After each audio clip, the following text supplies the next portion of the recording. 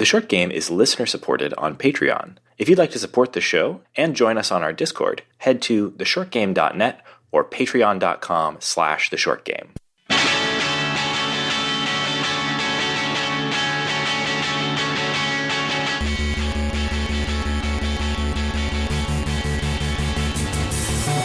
Welcome back to The Short Game. This is a show about short video games, games that respect your time. I am Raygan Kelly, and this week I am joined by just one very cool co-host, Laura Nash. Hello. Hello, Laura. And this is the first episode of our coverage of IFComp 2020. Happy fall, y'all. Yeah, happy fall. IFComp.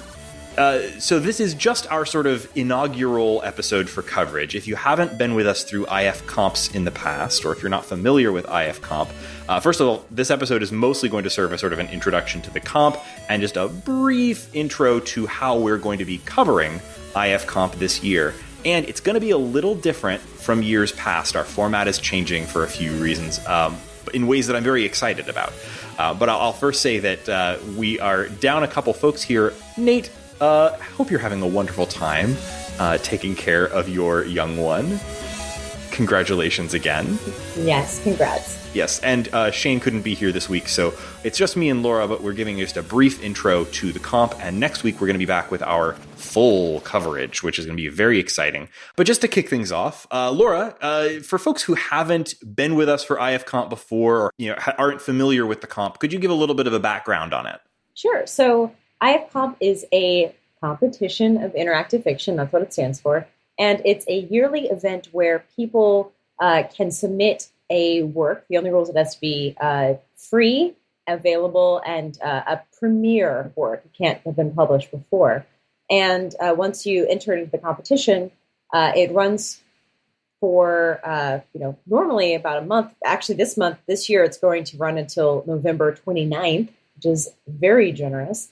Mm-hmm. And I think that's because there are 104 games entered. So every year we cover IFComp, we spend the first episode going, oh my God, so many games. I think the first year we were like, oh my God, 70 games. Yeah. And now it's, oh my God, 104. But it's a really great spot to see what is coming in the future. I think someone made the joke, like, I can't wait to play IFComp and find out what games will be like in 2030. Because it's a place to be experimental. It's a place to be weird. It's also a place to do, very small games, very big games. There's a huge amount of variety. And that's one of the things I like about IFComp. Not only is it in the fall when I want to stay inside and read, but it gives me a chance to seek out variety in a genre that you can really experiment when it's just words and maybe a little music and maybe a little animation or art. People get very creative, and it's always wild to see what happens. Yeah, and a few other notes about the comp. First of all, Laura mentioned it's been going a long time. This competition is it's the biggest thing on the interactive fiction calendar every year. And it has been this is its 26th year, the 26th year of the comp. It started in 1995. And that's wild, right? Is it our 5th or 6th year of covering it? We've been doing it almost since we started the podcast. I'm pretty sure this is our 6th year covering the comp, which is wild to me. We've been doing this a long time. But I've been a fan of IFComp since I was literally like a child. Like, there was a time when I was very young where, I had a terrible computer. I couldn't play most games on it, but I could play interactive fiction. And I found out about this thing where I could get games for free on the internet, and I was in. And I've been following IFComp pretty much my entire life, which is kind of wild, right? And every year I see something in it that I absolutely love. And so this year is very exciting. We've got 104 games to play. We are shuffling up our format a little bit. We usually do a 4-person round table panel where we each bring games to the table that we've checked out from the comp and try to discuss and talk about what we like and what's interesting in the comp this year. And that's staying pretty much the same. But this year is a little different for some of our hosts. Life gets in the way, and we've got some new parents on the podcast. So we are going to be supplementing with other people who are in the interactive fiction community. So we don't worry, people who want to have ethics in interactive fiction rating. We are not bringing on people who are current authors or, but we are bringing on a lot of people who have submitted in the past, people who are active. And we're really excited to bring people who are a little bit involved in the making as well as just the reviewing and the avid fandom like we are. So it's still going to be our standard approach, but we're adding guests and we're also kind of stretching things out a little bit longer with the comp now going 2 weeks longer than before. So the schedule of things is going to be a little bit more shuffled, but I'm still very excited to bring this stuff to you. I'm excited to dive into the comp. So yeah, and just one more thing before we get started. One important thing about IFComp that makes it special is it's not a panel of judges from on high. If you play 5 games and rate them, you are a judge. Mm-hmm. So we don't usually give our rating score on the podcast as we judge. I mean, if people want to, we're not going to stop them. But generally, we talk about what we liked and didn't like about each game. We give our kind of overview of why we think it's worth checking out and who it's for. And we rate every year. I think the most exciting thing we found is that we love having people play enough games to be a judge themselves. And we really encourage you to play along, find games you like, rate them. Every rating helps the authors, and it's all for fun. Yeah. And the comp is a big deal, but the number of people that rate any individual game is not enormous. This is a thing where, if you play something and you like it and you give it a good rating, that means a lot to that author. So it's really important to do that. Yeah. And this year they even added a feedback box right by the rating. So you can type a little note for the author right there and it's anonymous, which I think is a really nice addition. Yeah. The website just continues to get better and better. The Interactive Fiction Technology Foundation, I hope I got that name right, that oversees the comp now, has been continuing to tweak and refine the experience of participating in the comp, and it's better every year. So it's really a nice experience. You just log into the website and you get your nice little personalized ballot where it lists all of the games. You can read the descriptions. You get information about the games, things like how long is this game and some of the themes and things like that. So you get an idea of what you're jumping into if you're trying to select something to play. And right there next to the game, you can put in your rating as you're playing if you want, or hopefully right after. The other thing about this is you're supposed to play each game for either to completion or put in your rating at 2 hours. So if you're playing a game that's going to take longer than 2 hours to play, the main idea with this is you're supposed to give your rating at about 2 hours if the game is longer than 2 hours. And that's sort of the standard by which people are kind of judging things. Yeah, and we've played a lot of interactive fiction games in the past. We will try when we introduce a game to give a quick overview of the type of game, that kind of thing. So if you're brand new, we won't leave you too in the dark. But I will say that the site has a lot of great explainers if you are new to, a Parsha game, which I'll explain later, or if you're new to Twine or things like that. So even if we use words you don't understand, don't let that stop you from trying a game. And I'll also say the site has 104 games. Listen to the site when it gives you a random shuffle or a personal shuffle. And don't do it alphabetically because a lot of games, there's a huge thing every year where the games that start with A or B have a ton more ratings than games low in the alphabet. So even if you are the most order monkey person in the universe, try to embrace that shuffle. Really no one is playing. Well, I mean, sure, somebody is, but pretty much no one plays all 104 games, right? So don't feel like you have to start at the top and work your way down, or you're not being fair to anybody. That's not really how this is meant to work. As a crowd, it sort of averages out. Play what jumps off the list to you. Play in whatever order you feel you want to, and you're still doing it right. Don't worry. A couple of things about the way that we approach this. So if we cover something on the show, that does not mean, the things that we cover on the show are not the best things in the comp. We are not checking out every single thing in the comp and deciding to only talk about the very best of the best. There's probably stuff in every comp that we would have absolutely loved if we had checked it out and we didn't have time or whatever. So another important part of that is we want to know what those things are. So if you play something in the comp that you think is particularly good or interesting or fun or whatever, you have thoughts about it, we want to hear about them. them. So a good way to get in touch with us would be you can let us know what you're playing in the comp on Twitter. You can at us @_shortgame. We love to hear about that stuff because it helps us plan our coverage. I want to hear what people are interested in and playing and what they want to hear about. So even if you just say, hey, this game looks neat, but I haven't had time to check it out yet, maybe mention it to us and we'll try to make sure it gets onto our list. And also, of course, you can let us know that stuff in our Discord. So if you didn't catch it at the top of the show, the short game is supported by our listeners on Patreon. And we really appreciate our support there. And every listener who supports us on Patreon gets instant access to our Discord, which is where we talk about the show, talk about the games that we're playing for the show. The conversations that happen on this show kind of start in our Discord. And IFComp is a particularly great time to jump into that because we're talking about a lot of games. And so, we love to hear community feedback during IFComp. It really helps us out. So join us there if you can. Yes, and one of the games I'm going to be covering today is very puzzle-centric, so I've already offered to the Discord, like, hey, if you guys are stuck on puzzles, if I solved it, I didn't solve all of them, I'm glad to be your hint helper. Yes, that's actually really, really helpful during the comp. So all of that aside, let's talk about a few actual games that we played. Now, this is just a very quick hit first sampler. A little behind the scenes stuff. The games for the comp came out on the 1st. Today is the 3rd.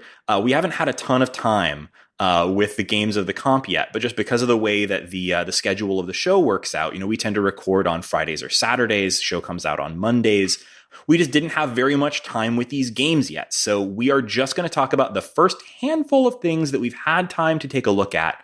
And we're going to be getting into the meat of our coverage with our next IFComp episode, which should be next week, assuming our schedule doesn't get shuffled. So I can go ahead and start, Laura? Yep, go ahead. Okay, so the very first game I played, this was just because I hit the personal shuffle. By the way, just in case that's not clear, that's a really nice feature that the IFComp website has, where if you can set the games to shuffle in any order, you can set them to alphabetize, or you can hit personal shuffle. And the nice thing about that is that it shuffles them into a random order, but then it keeps that order the same whenever you go back to the website later. And I use that a lot because it helps to do a random order for the games, but kind of remember where you are in that list, if that makes sense. So I like that a lot. Anyway, I did my personal shuffle, and the very first game on my personal shuffle was a game called Move On by Serhii. Apologies in advance for butchering your name. We will butcher everyone's name. We always do. We're really... There's no pronunciation guides. Yes, and this is a very international comp. So, the games are, I believe, have to be in English, but it's a very international comp. And so we often have difficulty with names, and apologies in advance. So Serhii Mozhaiskyi, he's an author that, so I had to double check because I didn't remember his name, but he's an author that's written something for the comp before that I really, really liked and admired. That was IAG Alpha. I believe that was a couple of years ago. I don't remember off the top of my head exactly when IAG Alpha was in the comp. Do you remember that game, Laura? I don't believe I played that one. It's been a while, so I may not do it justice with a off the dome description. It was a very meta game. It took place at a post-Soviet research institute, and it was very, very meta. I'm trying to recall the details, but basically it was a game where it had a sort of self-awareness of being a game, and some of the puzzles, especially towards the end, were like very meta, like dealing with your own actions in the game. I'm not going to do it justice by describing it now, but I remember thinking it was just really, really clever and cool. So anyway, this was another game by that same creator, and I was pretty excited to play it. And I think I want to say right out the front here that I am going to come back to this game because I think it's really neat, and I couldn't figure it out yet. It's a chase game. It's sort of an escape. You're trying to escape some kind of facility with a mysterious briefcase. The game. It's very mobile friendly, so it kind of has like a text scroll. I played it on my phone. It has a text scroll and a button at the bottom of the screen that says "Move On," hence the title. And so it looks like a choice script game or something like that. It looks like you're looks like you're playing through like a CYOA type of adventure, but you only ever have this one option: move on. And you're trying to escape with your life. You're trying to make it to the airport with your briefcase to escape to wherever you're going. So it's this very fast-paced chase sequence, and you're just hitting move on. You don't have a choice of options. The first time I played through it, I got quite a ways into the game, I thought. I'm not exactly sure how far I got. But when I tried it again, at some point I think I hit a truck or something. Like you get on a motorcycle, and then I got into a car wreck and died, and I had to start over. And afterwards, trying it again and again, I could never even get quite as far as I got with the first time through. You are, I'm pretty sure it's doing something with timing. There is a very small icon of a car, like an animated car at the top of the screen that proceeds across the screen as you're playing this game. And it's feeding you text saying like, oh, you're escaping the building, you're getting on a motorcycle, you're driving through traffic, and so on, describing the events of this chase sequence. And as you're doing that, that little car is progressing across the screen, and eventually, sometimes it will stop. I thought at first, like, oh, I just need to hit the button to move on when the car stops moving, or maybe before it stops moving, or something to do with the timing, and I couldn't quite figure it out. Pretty much nothing I've been trying with it quite could make me get very far into the chase. I don't know how to escape. And it's such limited input. You know, the way they say it in the description, you're trying to escape with a mysterious briefcase, but your options are limited. Can you survive the chase? And it's like, no, right now I can't survive the chase. But I like that your options are limited, and your option is literally you just have one button that says move on. I am dying to figure out what the trick is to this game. There always seem to be some games in IFComp where like it's frog fractions. Like you need to figure out you need to go down to start the game. I'm sure there's something like that. There's something that I've missed It's like you do this, and it's like this is what the game says it is on the tin, and then you find out it's in space. Like it's frustrating when you don't see that. But hopefully someone will be able to subtly hint you and tell you how to move on so that we can experience the full game. So that I can move on. Yeah, please let me know how to move on. I really, really want to know what the trick is to this thing. I didn't spend enough time on it to just like, once I realized like, okay, I don't get this. I needed to move on and play some other things, but I'm 100% planning to go back and bang my head against it a little bit longer because I'm so desperately curious about like, what is the trick to this thing? How does it work? So if you know, listeners, please go ahead and tell me. I would really appreciate it. But Laura, what did you play? Well, one of the games I played today, it's autumn in New York. It's kind of in the 60s. I was wearing a nice cozy robe, and I was like, it is time to play this game Congee. Because when I was a little behind the scenes, to get ready for this every year, we make a spreadsheet of all the games, and we put all the names and authors and titles and who's interested in playing it and that kind of thing, and links. And I pasted in Congee, and not only was the description exciting, but the first adjective they chose was cozy. It's cozy, 15 minutes or less, choice-based. And that seemed like catnip right now. Like the description that the author, it's either Becci or Becci, Becci, but their description is a short story about food, belonging, and seeking home.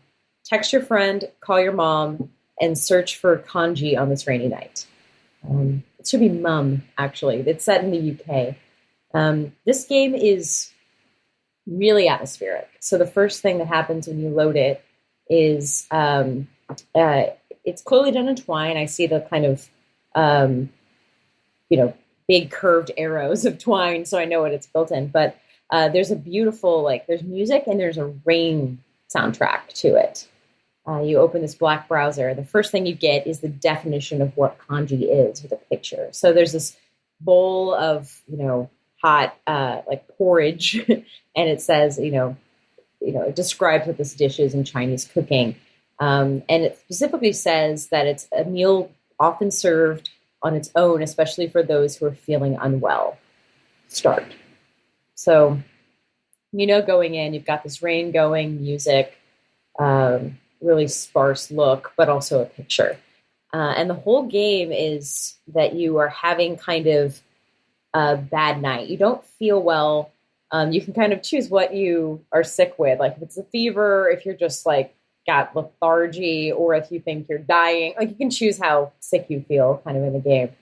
But you just feel crappy. And the rain is pouring outside. You can choose if you're like going to kick the blanket off, curl up in a ball, kind of how you're going to react.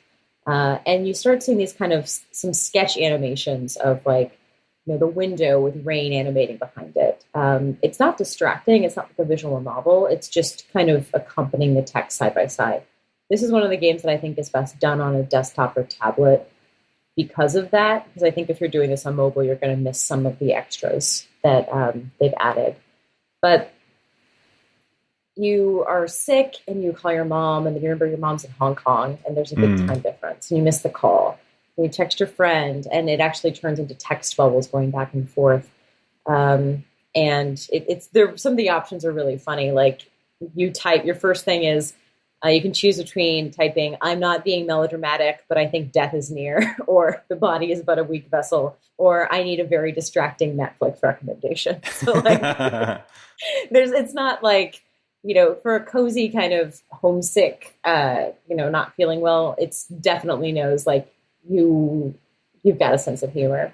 But yeah, you get to text back and forth with your friend, and you realize like you really you miss congee, a thing you ate when you were sick growing up, when you were in Hong Kong before you moved to the UK. So you try to order it, it doesn't work out. And like, it's just kind of like the whole, I won't spoil it, it's 15 minutes and I've told half the plot, but the whole thing is about this atmosphere of like, I want this specific thing because it will make me feel better. It's not available. Can I talk to someone for that feeling? Can I like order something? Can I mix it? Like, how can I get, so I feel better when I'm sick? And the thing that I think really elevates it is it's a simple story told well, and they use a combination of illustrations, kind of those sketch animations, pictures, the food and the sound to really kind of take you into a different place. So I always like these kind of atmospheric mood pieces, for lack of a better word, because honestly, like I love a super complex 2-hour story in the comp.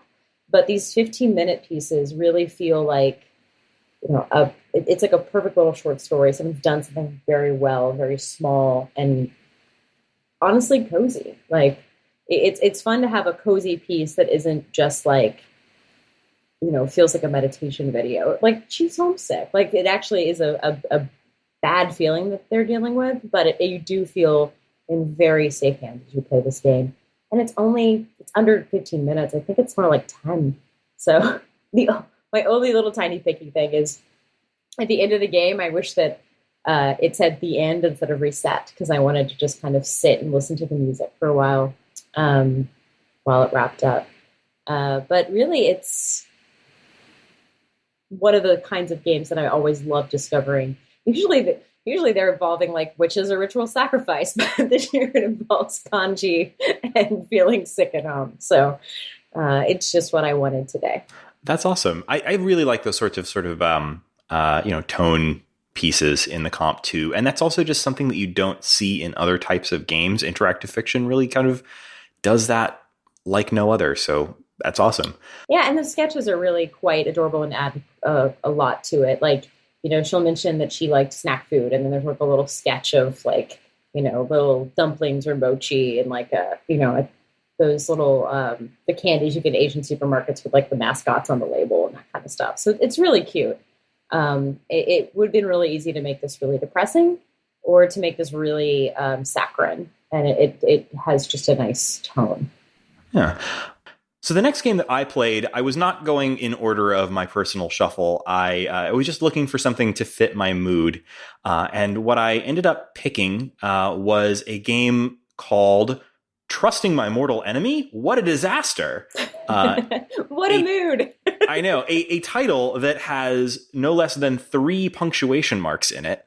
So that's something. And the description here is an action-filled comedy of super villainous proportions. This is by Storysinger Presents.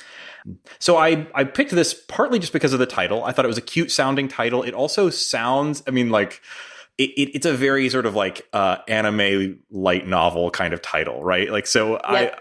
I thought it was going to be something I would probably dig. And I was absolutely right. It's the kind of light, fun story that I very much enjoyed.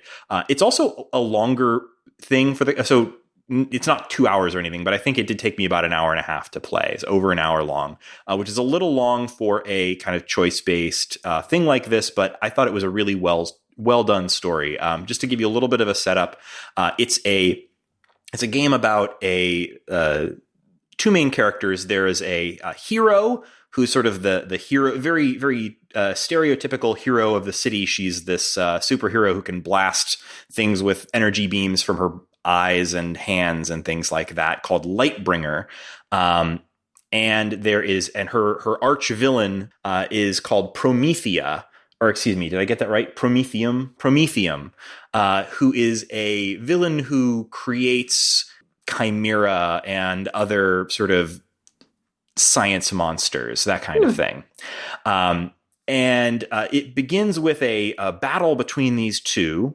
And for the first time ever, Lightbringer is just about to take Prometheum in. She's defeated her utterly. And she's about to right, and she's about to arrest her, or whatever it is that superheroes do.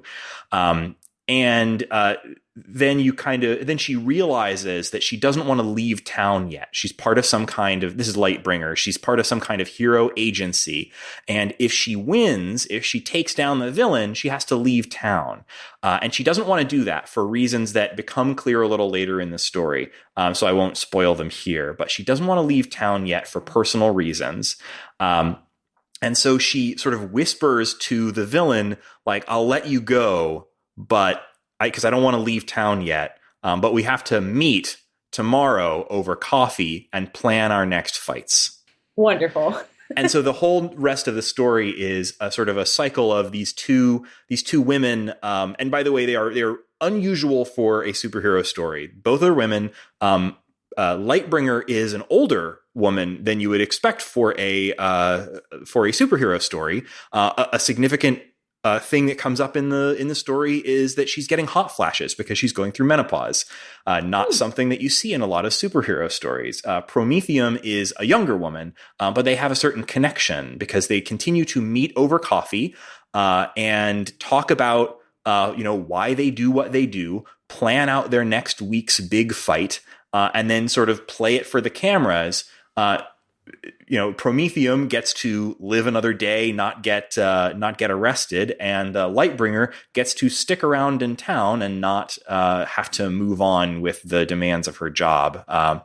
And it's just sort of a fun story about the connection between these two women, building, where they thought they were enemies, but actually they're friends, which is, that's a story trope that always gets me, right? Like 100% of the time, if you have like rivals become friends kind of story, I'm in, right? So I thought that the characters were really great. Prometheum in particular, I thought was a fun villain. You learn a lot about her reasons for being a villain and all of that. The writing is not exactly like world class. I thought it was fun writing that sort of fit the superhero pulpy nature of all of this. I took some screenshots, but I didn't end up getting screenshots of any moments that I thought were like, here's this great quote that I have to share. It's not that kind of writing. It's like a fun story that was a page turner. There were a few moments where I thought, wow, that's a good turn of phrase, or that's a good bit. But mostly it's just like really a nice, well-told little story that I enjoyed. By the way, in terms of its structure, it is primarily it's very Twine-like. I'm not 100% sure if they're using Twine or not. Tech-wise, I'm not sure exactly what they're doing, but it's basically just like text against probably stock photo backgrounds to kind of indicate where you are in the story. So like if they're having a fight in a warehouse, there'll be like a generic photo of a warehouse in the background to kind of set the stage. The different characters have different colored text to indicate whose sort of POV we're seeing the story from, because it alternates between Prometheum and Lightbringer. The choices mostly boil down to whether or not you want to trust the other character. I'm pretty sure this game just has 2 endings because of the way that it's phrased and also just part of the way that it's structured. So throughout the story, there are a few minor choices outside of this, but it seems like the big choices that happens, it actually very much like tells you what's going on, because you'll come to a choice in the text where it will literally show like an animated GIF that says trust time, and then you have a choice that's about whether to trust the other person or not. So the whole thing is about like, you play out like a real-time event, but it's, do you trust them? Exactly. It's like this big trust time GIF, and then you have a choice of whether you're going to trust them or not. Do I reveal my civilian name, or do I keep it to myself? That kind of thing.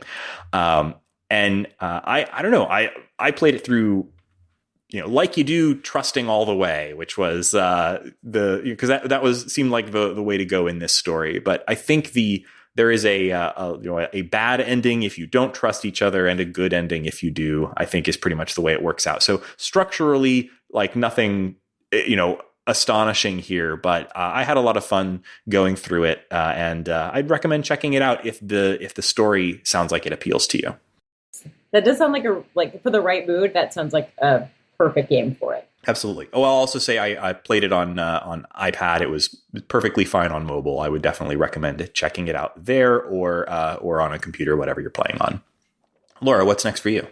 So I played Sage Sanctum Scramble by Arthur DiBianca, and he is kind of the puzzle guy. Like, he's done IFComp before, and he's known for puzzle mechanics. Often, like, he'll come up with one interesting puzzle mechanic and make a whole game around it. Like, he did the wand in the past inside the facility.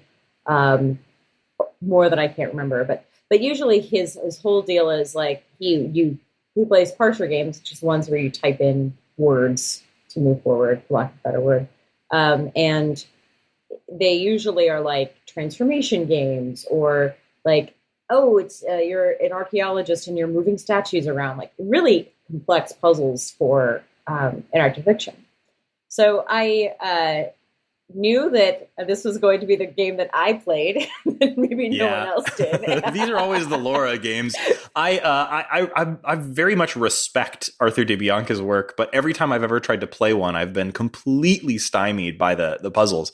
I've said this many times on the podcast. I'm the puzzle dunce among us, and Laura is the puzzle queen. So I'm glad that you took this hit rather than me. Well, it's like it's practicing. So like if you do, the more puzzles you do, it's almost unfair. Like the more puzzles you do, the better at them you are. So it's a very unfair thing. Like you call yourself a puzzle dunce, but that just means like you haven't necessarily you don't spend random Saturdays like running around marks solving puzzles like I do. Yeah. Well, what you're saying is apply yourself, Raygan. Come on. It's okay. Like you have 2 children. I have puzzles. It's okay. Okay. We all use our time wisely. So this one, Sage Sanctum Scramble, was a really interesting direction for him to go in, because it's like getting a book of variety pack of puzzles. They all share a single keyword answer. Like they say at the beginning, like every puzzle will have a 4 to 9 letter word as the answer. But you're really just going from room to room in this kind of wizard facility, the Sanctum. And each room you go into there's a person there or a note or something, and you have to solve the keyword for the room. There's a lot of word puzzles, but there's also like drop quotes and substitution ciphers, or there's machines that transform words into other words, or there's a map where you're wandering around from northeast southwest and trying to find a hidden passage. There's a room where you walk into and a guy's like, I like verbs that start with A, and then you start naming them, and he's like, cool, I need 30. So you have to just type 30 words, 30 verbs that don't end in ing that start with the letter A. That was one of the puzzle rooms. So like there's a huge variety. As you solve, you unlock more and more. And like any good puzzle game, they curve. So like they'll start off and you're doing things like, oh, this one, like A is 1, B is 2, C is 3. Like you start off with that kind of stuff where like maybe the first letter of every word says a word and that's a keyword, or literally fill in the blank. Like there's a limerick and you solve the rhyming word. But by the end, like there are machines that flip tiles, or like crossword grids where all like it's the little squares where the whole thing is a crossword. Or you are like a mime is pantomiming words and you have to figure out what she's pantomiming. Like it's wild, the variety of puzzles. But you always just type one word in. So, you know, you might be typing one word in 30 times, or you might be, you know, just going through and they ask like quiz type questions, or you might be trying to fill in a blank. And this was you know, I love doing these puzzle games with my husband, especially this one because it's so piecemeal. Like there's no like. Yeah, those are really the best kind to kind of collaborate with somebody over, because you don't have to explain, okay, well, let me set the stage for you. Here's where we are. Here's every puzzle that's led up to this. Here are the mechanics that you missed out on, that kind of thing. If it's sort of very modular, that's actually great for this sort of thing. Yeah, and you can, like, we were in the route somewhere, and we were on, you know, just kind of like, what's the next word? Oh, it's what goes between rock, blank, gnome.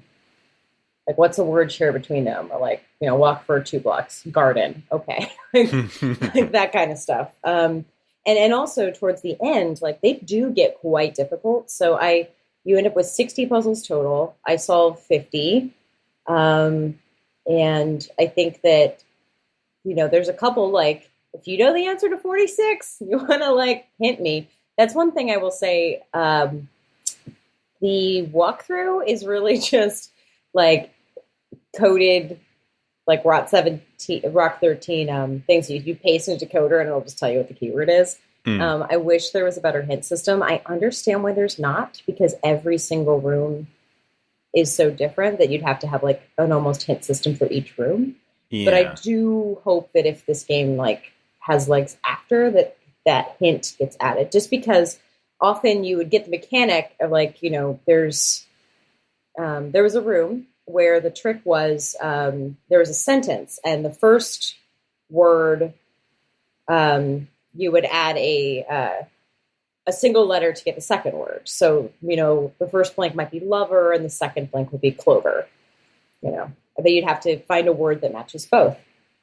And we sat there, like there was a pirate one that we could not figure out what you could do to a sailor and do to a sail for like 12 hours. Like we found it this morning and we were just like sitting there and we kept going back, and it was an early puzzle. So we knew technically it was easy.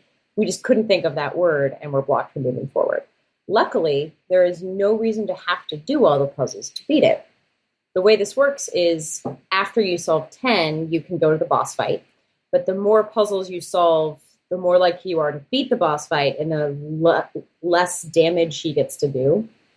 I guess it's a minor spoiler, but like, I don't, considering it's all puzzles, and I don't think that's a spoiler. I think this game would be spoiled if I told you solutions. But really, it's like I did 50, so I got the rate of philologist, and like they said, like, by the way, you can even defeat this guy faster if you do all 60.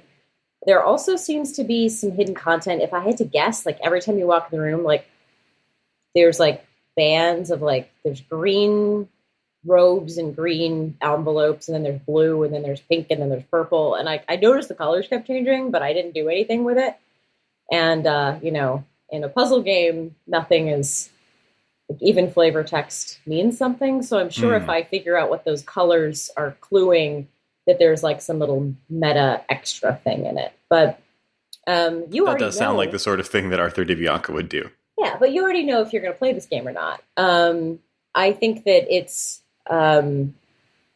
is good to do on and off, and it is really good to do save, come back later, see if you've, because a lot of these puzzles are what I call insight puzzles.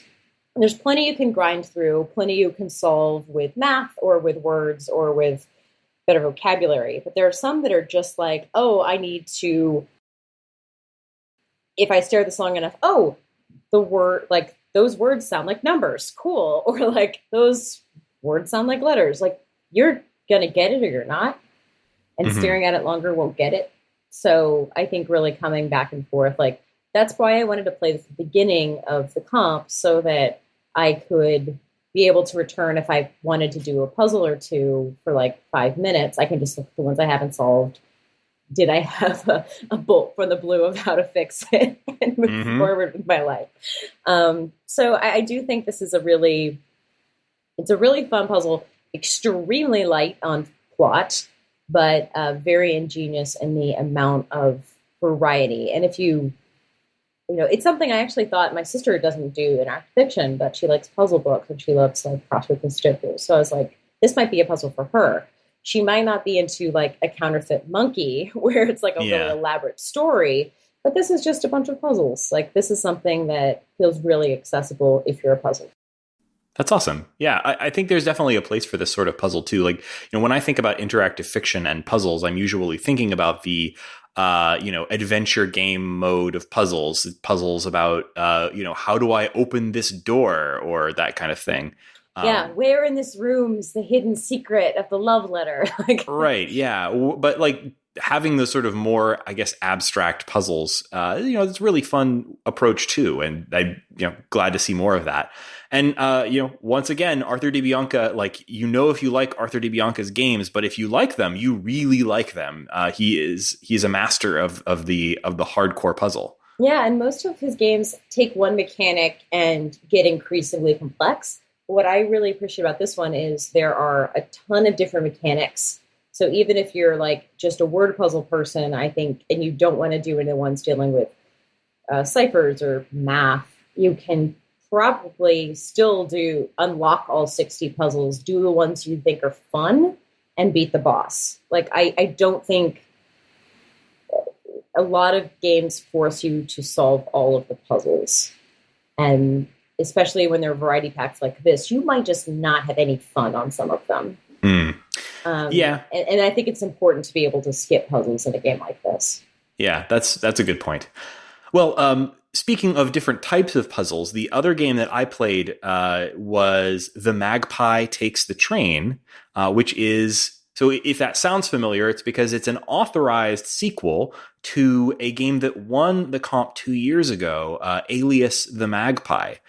So if you don't remember, Alias the Magpie was by J.J. Guest, and it was a parser-based IF where you're a master gentleman thief called the Magpie, and you were breaking into a large English manor home to steal something. I don't really remember what it was exactly now. It's been a couple of years since I played. A MacGuffin. Yeah, you were stealing something cool, something very valuable. And it had that great sort of Arsène Lupin, like gentleman thief, like climbing through windows, changing disguises, that kind of thing vibe to it. And I had a lot of fun with that game.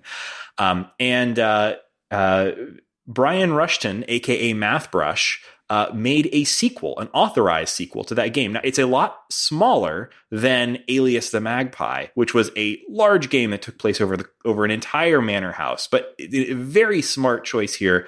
Mathbrush did this sequel as sort of like a micro-scale version of that has a lot of the same elements in terms of obviously the same central character, but also feels a lot like that original game, but condensed to a single room, or in this case, actually a rail car. So this is a heist that takes place in a single high-class luxury rail car. And you, as the Magpie, are there to steal the Gavincian Rose, a massive diamond, ruby, that is worn by a steel magnate named Cornelia Hogg. And so the whole game is basically a puzzle of like, how do I get this diamond off of the lapel of this fairly annoying upper class lady, while she's sitting there in a rail car that and you're not even alone in the rail car. There's another observer there, or actually a couple, because there's like attendants and things that will come in and out as you're going. I really liked the way this puzzle was structured. It's basically one big puzzle, right? Because you're just trying to lift this diamond and get out. I really liked the way it was structured. I did end up having to resort to looking at the walkthrough for a bit, because again, puzzle dunce. But I thought it was structured in a really good way that sort of naturally led forward for most of it for me. So a couple things about it. This is stuff that isn't a spoiler, that basically is like in the initial help text. You walk in with a suitcase that has several costumes in it. So again, this is very much like the original game. Unlike that game, you don't have to hunt through the entire manor house to collect costumes that you need for various purposes. You're coming in with a suitcase that has all of the costumes ready to go in it. And it doesn't upfront immediately tell you this, but it's in the very first line of help text. So I think it's safe to say an important bit of this is that the train occasionally goes through tunnels, and it goes totally dark inside when the train goes through those tunnels. So while the train is going through tunnels, you can change costume. And so you have the opportunity to change and do something that you wouldn't, like you can change to into a maintenance man outfit or into a pet groomer outfit, etc. And all of these outfits let you do different things in the rail car. The tricky bit is that there's another person in there who is an observer. You have to figure out how to get rid of them, and it's quite complicated to figure out how to get rid of that person. And then you have to figure out how to essentially distract the steel magnate so that she isn't able to, detect you taking her jewelry.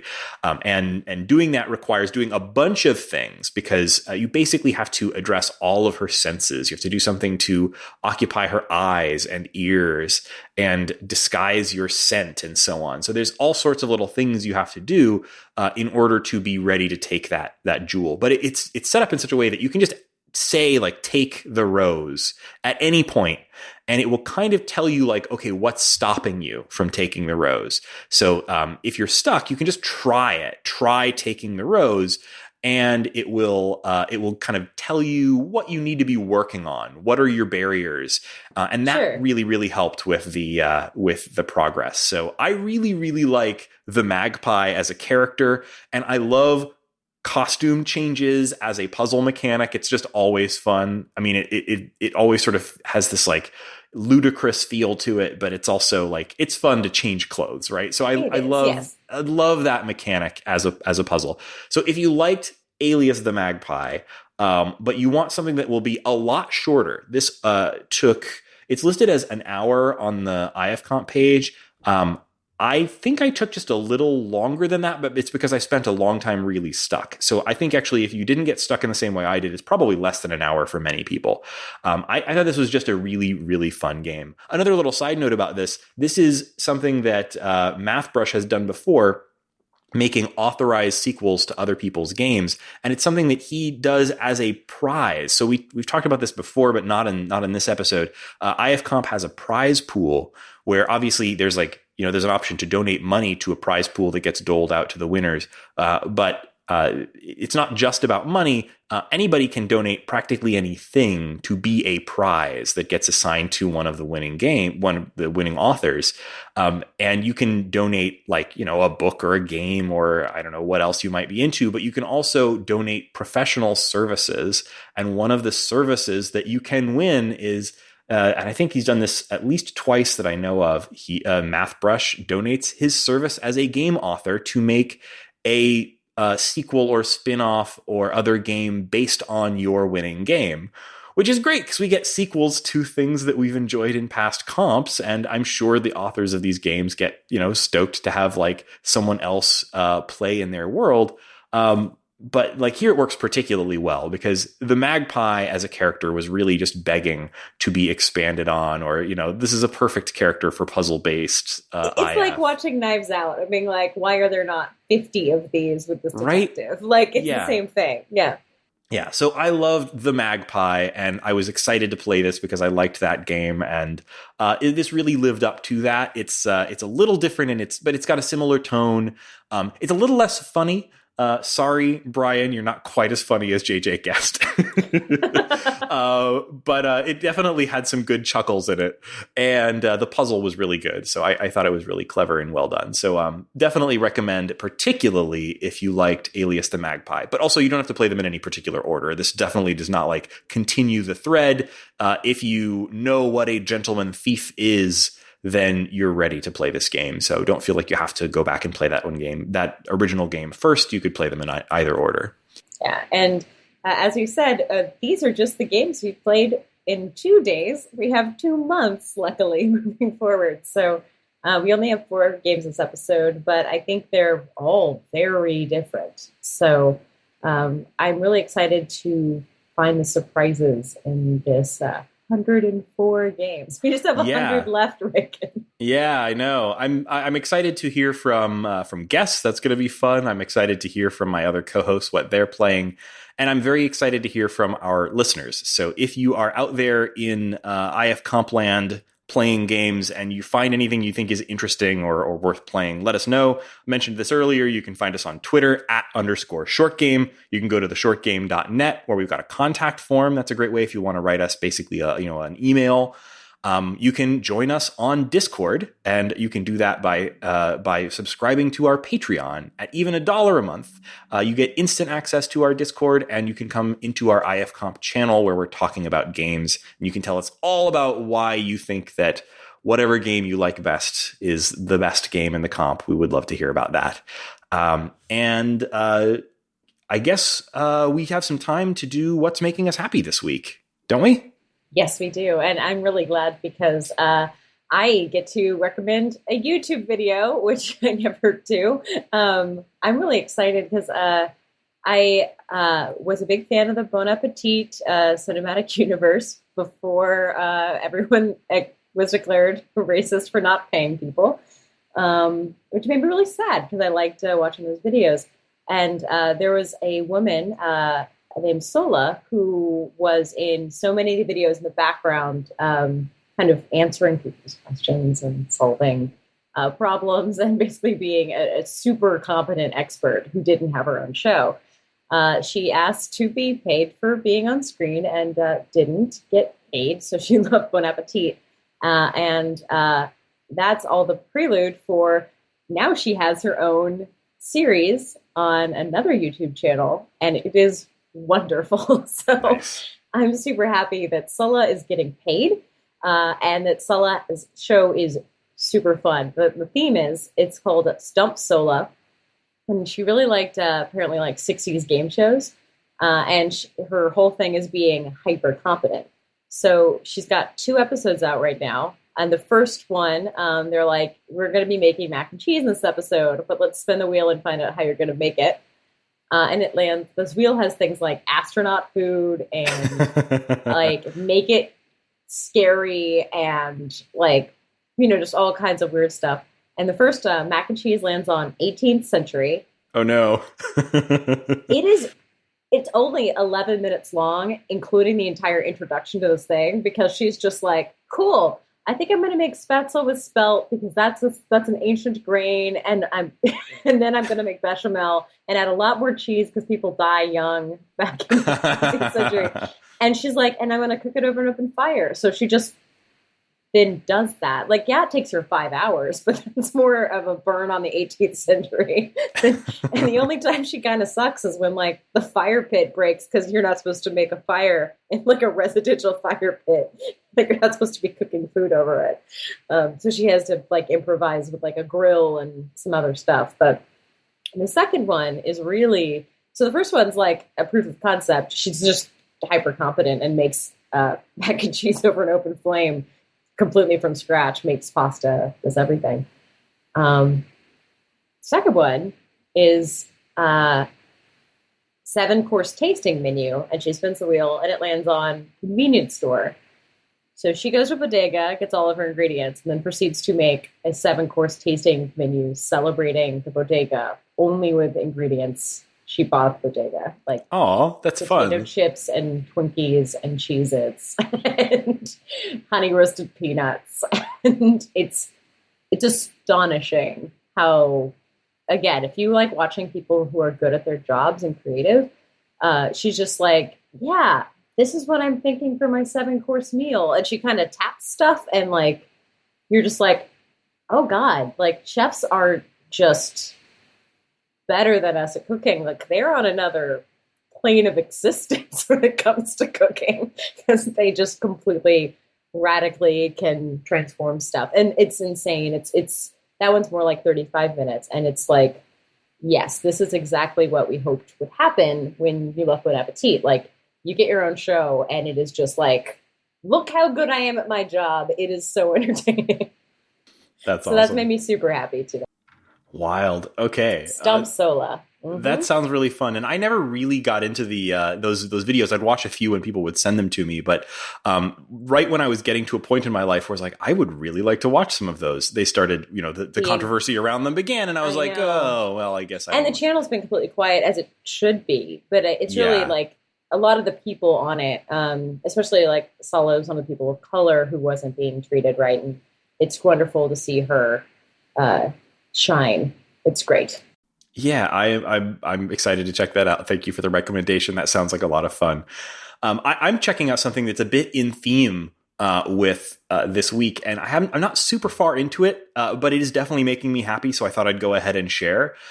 So if you follow interactive fiction, you probably the biggest event every year, at least on my interactive fiction calendar, is IFComp. But another very notable one is the Zizzy or XYZZY Awards that happen every year. You can think of them essentially as like the Oscars of interactive fiction. And they're really, really well done and interesting. I'm not 100% clear on how. I know there's voting. I know it's online. I don't know 100% how the awards are managed.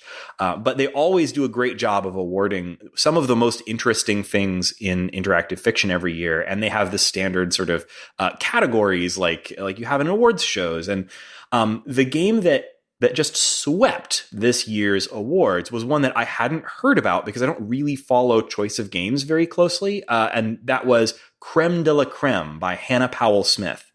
And so it won Best Writing, and it tied with Zozzled, which was the winner of the IFComp last year, for both Best Game, and tied with Turandot for Best Story. So it won all three of the top awards, although there were a couple of ties: Best Game, Best Writing, and Best Story. And I was like, if this did that big of a sweep, I need to play this game. Mm-hmm.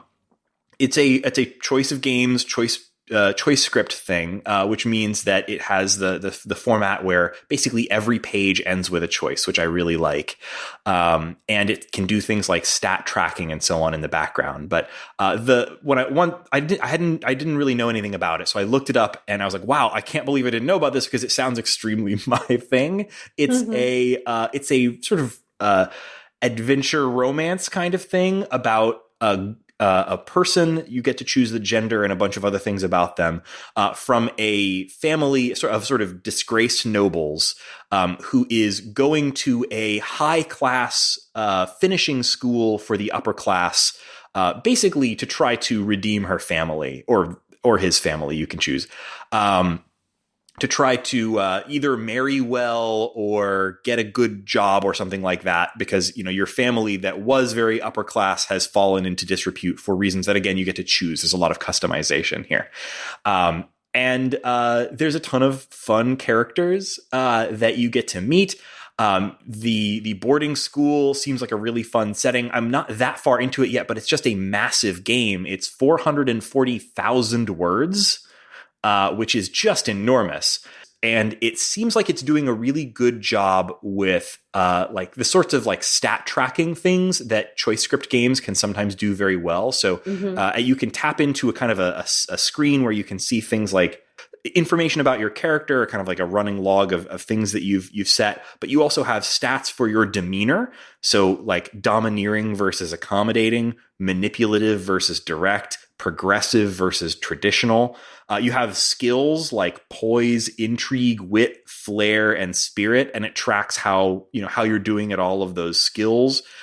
It tracks a stat for your virtue and popularity, Ooh. your coursework grade, and it tracks your various relationships with, I think, at least 5 or 6 named characters, as well as like other people, like staff of the school and things like that. So and I'm not that far into it, but it's extremely customizable. It's doing a lot of like working the details of things like, when you make choices about how did your family fall into disrepute, that gets worked into the narrative. Your chosen gender and skin tone and pronouns and all sorts of other stuff gets worked into the narrative for you. And I'm just really, really impressed with it so far. So it's definitely a longer IF work, clearly like full novel length. But I would definitely, and I'm not that far into it again, but I'd really recommend checking it out because clearly it won a lot of awards. People like this game. It's out on, Choice of Games releases on everything. You can go to their website and buy the game there, but like it's available on Steam, iOS, Google, like Android, everywhere you can play games basically. And it's on sale right now, actually. If you normally I think it's $7, and I think because of the awards they bumped it down to $5. So I would 100% recommend checking this thing out. I'm really enjoying playing this sort of long form IF work when I am in between these short games for the comp. So I thought I'd recommend it. Wonderful. It's definitely a long game, so I'm glad that we got to shout it out. Yeah, definitely is. Not the sort of thing we'll probably be able to cover for the short game, but there it is. So, listeners, we already mentioned where you can find us on the internet. I'll just reiterate real quick. Twitter @_shortgame. You can find me at Raygan K. That's RayGanK. Laura, where can people find you? You can find me on Twitter at Laura J. Nash. And of course, don't forget about patreon.com/theshortgame if you want to support the show and join our conversation on Discord. And we'll be back soon with more coverage of IFComp. Looking forward to it. And thank you so much for joining us on this episode of The Short Game.